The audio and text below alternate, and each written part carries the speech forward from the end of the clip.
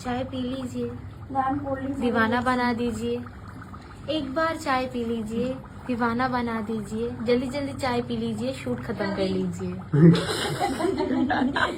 কিছু কিছু মানুষের বক্তব্য বা প্রশ্ন যাই বলো না কেন, যে আমি কেন তাদের মেকআপের ফটোতে কলকার লোগো লাগাই, তাহলে প্রথমে আমি বলি তার কারণটা কি বা কেন লোগোটা লাগাই। তোমরা যারা আমাকে বহুদিন ধরে ফলো করছো, ইনস্টায় বলো বা ফেসবুকে বলো, তারা দেখবে যে আমি কিন্তু আগে ফটোতে লোগো লাগাতাম না। রিসেন্টলি কিছু কিছু ঘটনার পর থেকে আমি আমার কাজে আমার লোগোটা লাগানো স্টার্ট করি। আর সেটা শুধুমাত্র আমি কেন, আমার মনে হয় প্রত্যেকটা আর্টিস্টেরই নিজেদের কাজে নিজেদের লোগোটা অবশ্যই লাগানো উচিত, যাতে তোমার কাজটা কেউ কখনো চুরি করতে না পারে বা নিজের বলে চালাতে না পারে।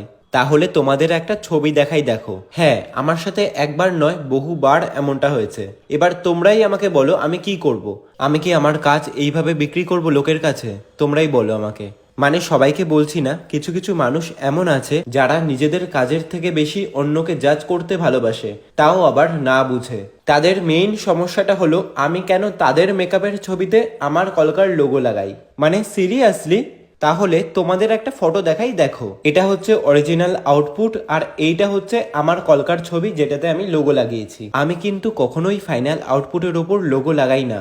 আমার সেখানে লোগো লাগানোর কোনো অধিকারও নেই, কারণ সেটা আমার প্রজেক্ট নয়, সেটা মেকআপ আর্টিস্টের প্রজেক্ট। আমি কেন লোগো লাগাতে যাব? আমি লোগো লাগাই আমার কলকার ছবিতে, যেখানে আমি কলকাটাকে পুরো জুম করে ফেসটাকে ক্রপ করে ছবি তুলি। সেখানে শুধুমাত্র আমার কলকাটাই ফোকাস করে, কোনো রকম কোনো মেকআপ কিন্তু তেমন দেখাও যায় না। তাও কিন্তু আমি মেকআপ আর্টিস্টকে মেনশন করেই পোস্ট করি। আশা করি এবার আমার ব্যাপারটা বুঝবে। সকলে ভালো থেকো, সুস্থ থেকো, বাই, ফলো ফর মোর।